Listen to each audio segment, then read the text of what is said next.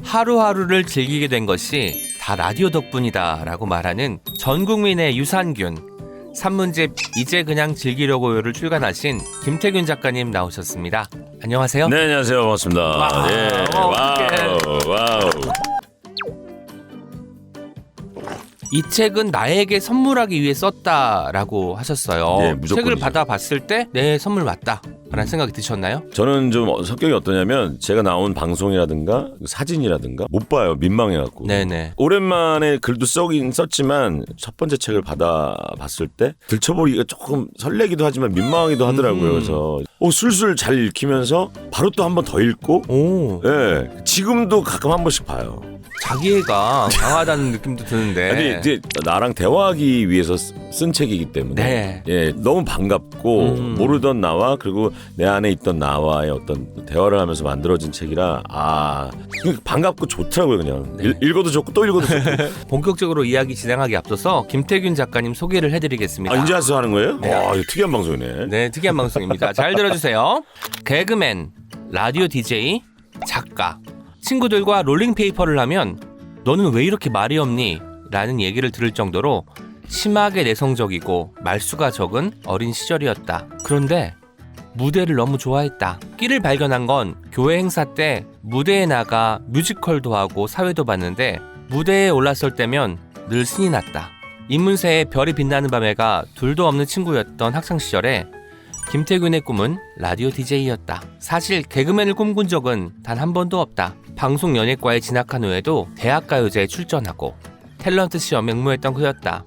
개그와의 인연은 아주 우연한 기회로 시작되었다. 영화 현장 촬영 보조로 일하면서 오랫동안 산속에 머무르다 촬영을 마치고 내려와 우연히 TV를 시청하는데 MBC 공채 개그맨 모집 광고를 본 것이다.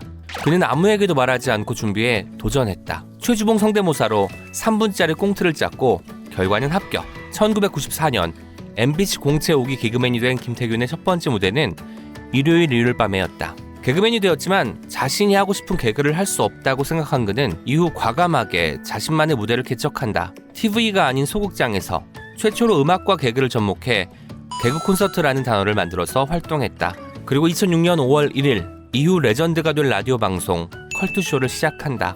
컬투쇼는 방송을 시작한 지 6개월 만에 동시간대 라디오 청취율 1위, 1년 만에 전체 라디오 청취율 1위에 올랐다. 이후 11년 동안 부동의 톱 자리를 지켰다. 평양냉면, 할라피뇨, 누룽지, 피규어를 좋아한다. 2014년에 세상을 떠난 어머니가 남기신 인생 허무하도록 짧다, 즐기면서 살아라 라는 말을 늘 가슴에 안고 산다. 여기까지입니다. 스캔을 하셨네요. 탤런트 시험에 도전하고 대학가요제에도 출전했다는 걸 보고 네. 일단 해보자, 이 어떤 방식으로 삶을 살아나가시는 것 같아요. 우리가 보통은 할까 말까 고민하다가 네, 맞아요. 많은 일들을 놓쳐버리죠. 그르치고 시도조차 안 해봤기 때문에 후회하는 경우가 참 많은데, 내가 할 수 있는 일, 스스로의 가능성을 시험하고 넓히는 방식으로 삶을 살아오지 않았나라는 생각이 들었습니다. 네, 제가 뭘 잘하는지를 잘 몰랐어요. 사람들 다 그렇지 않나요? 근데 내가 제일 잘하는 게 뭐지? 잘 모르고 살잖아요. 근데 이제 서울예대라는 시험 친 것도 자체가 좀 주위에서 특이하다 그러고 고3 때 담임도 인서울로 뭐 4년제 다른 과를 갈 수 있는데 왜 여기 전문대에 아하. 시험을 보려 그러냐. 선생님이 제 인생 책임지실 거 아니시면 이거 연서 써달라고 그런 얘기도 했어요. 그 내성적인 애가. 그게 이제 그때 중학교 1학년 때 그 무대에 섰던 그 기분을 찾으려고 했던 것 같아요. 네. 그 무대에 올라가려면 어딜 가야 되지 생각하다가 서울예대 시험을 보게 된 건데 뭐라도 해야 되겠다. 네. 예음회라는 음악 동아리가 있어요. 예음회. 네, 그 예음회도 그래서 동아리도 들어갔고 네. 빨리 가고 싶은 거예요. 그 내가 쓰고 싶은 무대에 네네. 닥치는 데 도전을 하는 거죠. 그냥 오. 하는 거예요. 그래서 대학까지 시험 보고 창피당하고 탤런트 시험도 보고 SBS 1기 탤런트 네네. 시험도 보고 떨어지고 군대에서도 군 예술단을 한 명을 뽑으러 왔더라고요. 아, 보충대로 한 명? 네, 그 대본을 주는 거예요. 오디션이었어요. 그때 보충대에서. 내가 생각하면 내가 좀 잘한 것 같다. 근데 다행히 그걸 뽑으러 온 사람이 서울예대 선배였어요. 아, 뭔가 학연 지원의 현장이 또 여기 펼쳐지고 있습니다. 한번 제가 아까도 얘기했지만 좀 잘했는 것 같아서 실력으로 뽑혔다고 생각합니다만 네네네. 그 당시 한 12대 1의 경쟁률을 뚫고 예술단에 들어갔죠. 거기서 이제 저의 무대가 시작이 됐다고 보면 돼요. 네. 인생의 무대가. 제대를 이제 하자마자 현장에 이제 알바라도 하려고 이제 복학하기 전에 쉬고 있는데 이제 개그맨을 뽑겠다고 딱 나온 거죠. 그래서 학교를 복학할 시간도 없었어요. 저는. 이거부터 해보자 해서 이제 원서를 넣고. 예, 근데 그게 덜썩 돼버리니까. 첫 번째 출연한 그 코너가 일요일 밤에 있었다고 했어요. 아, 신인 개그맨을 소개하는 일요일. 아하. 그때 당시에 일요일 밤에 그러니까 막 30% 넘을 때 반응이 바로 또 출근을 해야 돼요. 매일매일. 네네. 신인 개그맨은. 어. 30번 버스를 타고 음. 여의도 MBC까지 가는 길에 돈을 내고 탁 타자마자 사람이 알아보기 시작하는 거야. 와. 한 번 나갔는데 그 한번 일요일 밤에 딱 워낙 나갔는데. 이제 시청률이 높은 프로그램이기도 하니까. 일요일 밤에 막 이러면서 어쩌면 DJ라는 직업은 듣는 일이잖아요. 정작 내 이야기는 들을 시간이 없고 보통 감정이나 표현하는 그런 시간이 없었잖아요. 그것을 했기 때문에 김태균 작가님 이 책을 사랑할 수밖에 없지 않았을까 싶기도 해요. 10몇 년 동안 듣기만 한 사람이 이제 드디어 들려줄 수 있게 되었을 때 네. 좀 어색해요, 사실은. 아직 내 얘기를 들려주는 지금 오늘 여기서 이런 얘기 시간도 그렇고. 근데 처음에는 책 쓸 때도 이제 어머니 돌아가시고 과연 어머니가 말씀하신 대로 어떻게 하면 너를 잘 즐기고 너를 알고 네가 좋아하는 걸 찾아할 수 있는지 생각해라. 그리고 즐겨라. 인생은 너무나 짧다. 어떻게 할지 진짜 고민 되게 많이 했었거든요. 자기계발서라든가 우리가 강의에서는 되게 많이 듣는 얘기잖아요. 그렇죠. 자기가 좋아하는 걸 찾아서 즐기십시오. 근데 방법을 얘기해 주는데 별로 없어요. 거울 보고 대화도 되게 많이 해봤어요. 예전에 낙서하고 끄적거리던 걸 참 좋아하던 나를 발견하게 되고 글쓰기를 한번 해보자. 그래서 그 방법이 되게 좋다는 걸 알게 됐고 네. 지금 들으시는 분들 중에 혹시나 그 방법을 찾고 싶으신 분들은 글쓰기를 권하고 싶어요. 저는. 혹시 책을 다 내는 목적이 아니어도 그냥 글을 써보시면 네네. 진짜 너무 좋을 것 같다는 생각이 들어요.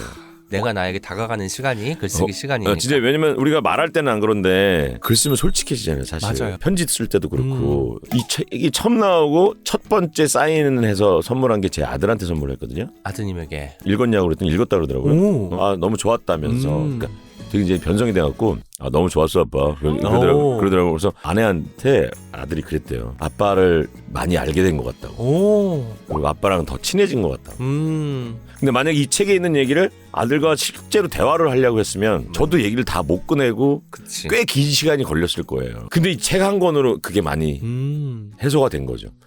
그 라디오를 한다는 건 불특정 다수의 청취자와 매일 만나는 일이잖아요. 매일매일 사람과 만나는 거잖아요. 네네. 근데 하다 보니까 그게 아니고 1대1의 매체더라고요. 1대1. 예. 하긴 듣는 사람은 다 나한테 이야기해 주는 것 같으니까. 1대 다수가 아니고 1대1의 매체더라고요. 그래서 만나면 되게 반가워요, 저를. 네. 실제로 만나면 나 모르는 사람인데 오. 난 너무 반가워하는 거예요. 본인이 원하는 대상이 되는 거죠, 사실은. 전화 연결을 한번 한 적이 있었는데 갑자기 저한테 부탁을 했어요, 그 여자분이. 제 언니 역할을 한번 해주면 안 되겠냐는 거예요. 예? 지금요? 갑자기요? 오나 안녕 언니야. 그랬더니 그때부터 눈물을 흘리기 시작해요. 많이 힘들었지 오나. 언니가 전화도 했었어야 되는데. 근데 그거 막 그러니까 눈물. 울고. 언니 보고 싶었어. 막 그런 어떤 그 사람들의 그 마음 속에 어떤 역할이 돼주기도 하고 응어리진 것들을 풀어주는 어떠한 역할을 한 너무 거네요. 좋았다면서 그때 생방송 듣고 운 사람들 되게 많아요. 특히나 이번에 코로나 2년 동안은 방청객을 못 받았잖아요. 네네. 시끌벅적한 라디오가 좀 약간 조용해졌죠. 초등학교 아이들, 중고등학교 아이들이 비대면 수업을 많이 하면서 네. 라디오를 그 시간에 많이 듣게 된 거예요. 팬층이 조금 되게 넓어졌어요. 네. 상당히 뭐 바람직한 얘기죠. 네네. 예. 거기서 또 느낀 게 사명감이란 거를 좀 느끼게 됐죠. 왜냐하면 그 시간에 되게 힘들어하는 사람한테 나라는 존재가 있기 때문에 잠시 위로를 받고 힘을 좀 낼 수 있고 즐거울 수 있겠구나. 내가 좋아서 하고 내가 힘들면 그만두고 하는 단계는 벗어난 것 같아요. 네. 개인적으로 안 좋은 일이 있어서 감정이 지쳐 있을 때 라디오를 하고 나면 오히려 위로를 받을 때가 많아졌고 내 삶도 예전보다 긍정적으로 바뀌었다. 맞아요. 라는 대목을 보면 그 위로라는 게 태균 작가님께서 주는 것이기도 하지만 주면서 받는 것이기도 하는 그럼요, 생각이 들었어요. 뭉클함 때문에 16년이라는 긴 시간 동안 DJ를 하실 수 있었던 게 아닌가. 네, 행복해요, 사실은. 내가 몇 년 전에 어디 누군가가 한 얘기를 들었던 것 같은데 내가 좋아하는 거를 즐기면서 하고 있는 그 순간에 집중되는 그 감정이라 그러더라고요. 그럼 하루에 2시간씩 행복하시겠어요? 행복한 거예요. 오늘은 4시간. 왜냐면 오은 옹기종이 나오셨으니까. 그 사람들을 즐겁게 해주고 내가 좋아하는 일을 하면서 즐기고 있으니까 그러니까 나는 그냥 내가 좋아하는 걸 하는 거잖아요. 네네. 그러니까 나는 즐기고 있는데 사람들이 좋아하면 나는 행복한데 사람들이 좋아하네? 그러면 뭐 좋은 거죠. 컬투쇼가 장수할 수 있는 비결이기도 한 것 같아요. 뭐 억지로 쥐어 짜내가지고 네. 감동을 주려고 하지 않고 네. 자연스럽게 서로가 위로를 주고받을 수 있는 그런 환경을 조성한다는 것 자체가 컬투쇼가 가진 가장 큰 매력이 아닐까, 자산이 아닐까라는 생각을 해봤습니다. 감사합니다. 이 책의 글들 중에서 한 편을 꼽으라면 20살 나에게라는 글을 꼽고 싶어요. 제가 오늘 요청을 하나 드리려고 해요. 네네네. 지금 50살 김태균이잖아요. 네네. 60살 김태균에게 어떤 말을 해주고 싶은지를 아, 10년 영상 편지로 10년 후에 후를 내다 보시는 거죠 이제. 건강은 하니? 이 책을 쓰고 느낀 게 많고 이제 내려놓고 즐기려고 하는데 10년 동안은 잘 즐기고 살았는지 너무 궁금하고. 강부자 쌤이 컬투쇼에 나왔을 때 했던 말 기억나지? 인생 중에 언제가 가장 행복하셨습니까? 언제가 가장 좋으셨습니까? 라는 질문을 던졌을 때 50대가 제일 좋았다. 50대. 말씀하시더라고요. 이제 시작된 50살의 50대가 60이 된 지금의 그 10년을 어떻게 잘 즐기고 살았는지 너무 궁금하고 행복했는지 60살 태균아 너무 행복했는지 너무 궁금하다. 난 그래서 그 10년이 너무 궁금해요. 앞으로 내 10년이. 이제 책이라웃 오은 옹기종기 공식 질문 드리려고 합니다. 청취자분들에게 추천하고 싶은 단 한 권의 책에 대해서 소개해 주시면 되는데요. 네. 결판된 책만 제외하고 추천을 좀 해주세요. 최근에 이 책이 나오게 된 어떤 그 부스터 역할을 했던 뼛속까지 내려가지 써라.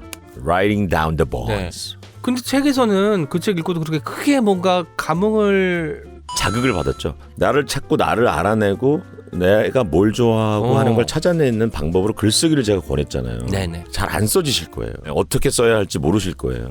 솔직해지기 쉽지 않거든요. 자기 자신한테. 그렇죠. 아마 시작부터 아까 저처럼 낯을 가리기 시작할 거고 그래도 쓰고 저래도 쓰고 계속 쓰라는 얘기예요. 네. 책 내내 계속 쓰라는 얘기예요. 그러다 보면 뼛속까지 내려가서 너한테 솔직해질 거라는 얘기를 이제 담고 있는 얘기예요. 네네. 한번 자극을 받아보시면 좋을 것 같아요. 마지막으로 책이라 청취자분들에게 인사 말씀 부탁드릴게요. 제가 늘 이제 라디오를 끝날 때마다 하는 클로징 멘트로 이제 저도 인사를 드리려고 하는데요. 이 컨셉이 강박 탈출 에세이잖아요. 본인 스스로의 모자르고 민망하고 서툴고 어설픈 스스로 인정하시고 그런 모습 자체를 세상에 그냥 솔직하게 툭 던지시고 즐기셨으면 좋겠습니다. 소중한 오늘 하루 내일로 미루지 말고 최선을 다해서 오늘 남은 하루 충분히 행복하실게요.